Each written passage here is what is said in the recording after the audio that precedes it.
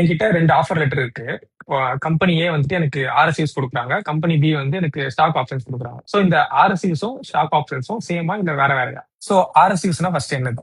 Restricted stock units. ஒரு company வந்து எனக்கு ப்ராமிஸ் பண்றாங்க. ஃபியூச்சர்ல வந்து உனக்கு நான் இந்த ஷேர்ஸ் தரேன் அப்படின்றத ப்ராமிஸ் பண்றாங்க. அத பேஸ் பண்ணி நான் அந்த கம்பெனியை ஜாயின் பண்ணுவேன் அப்படின்னு டிசைட் பண்றேன். சோ எக்ஸாம்பிளுக்கு இப்ப கம்பெனி ஏ வந்து எனக்கு 1000 யூனிட்ஸ் தரேன் அப்படின்னு சொல்லி ப்ராமிஸ் பண்றாங்க. ஏன் ஃபியூச்சர்ல தருவேன் அப்படின்னு சொல்றாங்கன்னா, நான் ஜாயின் பண்ண உடனே எனக்கு அந்த ஸ்டாக்ஸ் வந்து கொடுக்க மாட்டாங்க. அதுக்கு வந்து ஒரு வெஸ்டிங் பீரியட்னு ஒரு கான்செப்ட் இருக்கு. வெஸ்டிங் பீரியட்னா என்னன்னா, மொத்தமா எனக்கு கொடுக்கறதுக்கு பதிலா ஓவர் பீரியட் ஆஃப் இயர்ஸ் கொஞ்சம் கொஞ்சமா எனக்கு கொடுப்பாங்க. ஒரு பெர்சென்டேஜ் பேஸ் பண்ணி கம்பெனி பொறுத்து மாறும். எக்ஸாம்பிளுக்கு வெஸ்டிங் பீரியட் வந்து 4 இயர்ஸ் இருக்கு அப்படின்னா, ஃபர்ஸ்ட் இயர் வந்து 25% தருவேன் அப்படின்னு சொல்லியிருக்காங்க அப்படின்னா, சோ ஃபர்ஸ்ட் இயர் முடியும் போது எனக்கு 250 யூனிட்ஸ் வந்திருக்கும். செகண்ட் இயர் அப்போ 500 யூனிட்ஸ். 4 இயர் முடிஞ்சதுக்கு அப்புறம் என்கிட்ட 1000 யூனிட்ஸ் இருக்கும். சோ எவ்ரி டைம் அது வெஸ்ட் ஆகும்போது அந்த ஷேர் வந்து பேசிக்கா என்னோட brokerage அக்கௌண்ட்டுக்கு வந்துடும். சோ ஆர்எஸ்சிஸ் கொடுக்குற கம்பெனிஸ் பப்ளிக் கம்பெனியா தான் இருக்கும்.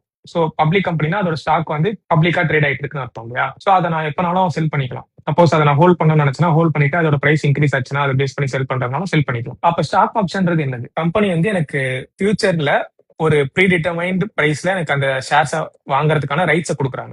எனக்கு வந்து 1000 ஸ்டாக் ஆப்ஷன்ஸ் சொல்லிட்டாங்க. அந்த ஸ்டார்ட் அப் வந்து பேசிக்கா பிரைவேட்லி ஹெல்டா தான் இருக்கும். அதோட எவாலுவேஷன் பொறுத்து அந்த கம்பெனியோட மதிப்பு ஒன்று வச்சிருப்பாங்க. ஸோ ஒரு ஷேருக்கு ஒரு எக்ஸசைஸ் பிரைஸ் இருக்கும். எக்ஸாம்பிளுக்கு 100 ருபீஸ் வச்சுப்போம். ஸோ எனக்கு 100 rupees 1000 stock option. So 1 lakh rupees அதோட மதிப்பு. இது எனக்கு தரேன்னு சொல்லிட்டாங்க. அதுக்கும் வெஸ்டிங் பீரியட் இருக்கும். ஸோ சேம் எக்ஸாம்பிள் எடுத்துப்போம். 4 இயர்ஸ் வெஸ்டிங் பீரியட் வச்சுக்கலாம். So 4 years 25%. 4 இயர் முடிஞ்சதுக்கு அப்புறம் எனக்கு 1000 ஸ்டாக் ஆப்ஷன்ஸ் வந்துடும். ஸோ இது வந்து ஸ்டாக் ஆப்ஷன்ஸ் தான், ஸ்டாக்ஸ் கிடையாது. அதாவது எல்லாமே வெஸ்ட் ஆயிருச்சு. ஸ்டார்ட் அப் வந்து சக்சஸ்ஃபுல்லா இருக்கு. அதோட ஷேர் பிரைஸ் வந்து இன்க்ரீஸ் ஆயிடுச்சுன்னு வச்சுக்கலாம். இப்போ வந்து அதோட ஒரு ஷேரோட மதிப்பு வந்து 1000 ருபீஸ் ஆயிடுச்சு. இனிஷியலா நமக்கு சொல்லும் போது 100 ருபீஸ் எக்ஸசைஸ் பிரைஸ் சொல்லியிருந்தாங்க. இப்போ வந்து அது 1000 ருபீஸ் ஆயிடுச்சு. ஸோ செம்ம டிராஸ்டிக்கா க்ரோத் ஆயிருக்கு இல்லையா? 1000 ருபீஸ் கொடுத்து அதை வாங்குறதுக்கு பதிலா பேசிக்கா 100 into 1000 1 லேக் ருபீஸ் கொடுத்து நான் 1000 ஷேர்ஸ் வந்து வாங்கிக்கலாம். இதுதான் எக்ஸசைஸ் சொல்லுவாங்க. எக்ஸசைஸ் பீரியட் ஒன்று இருக்கும். அதுக்குள்ளதான் இதை பண்ண முடியும். சப்போஸ் 5 இயர்ஸ் கழிச்சு அதோட வேல்யூவேஷன் வந்து கம்மி ஆயிடுச்சு. இப்போ 50 ருபீஸ் ஆயிடுச்சு அப்படின்னா, இப்போ நான் வந்து அந்த 1000 யூனிட்ஸ் வந்து 1 லட்சம் ரூபாய் கொடுத்து வாங்கணும். ஆனா அதோட மதிப்பே வந்து இப்போ 50,000 தான். கொடுக்குற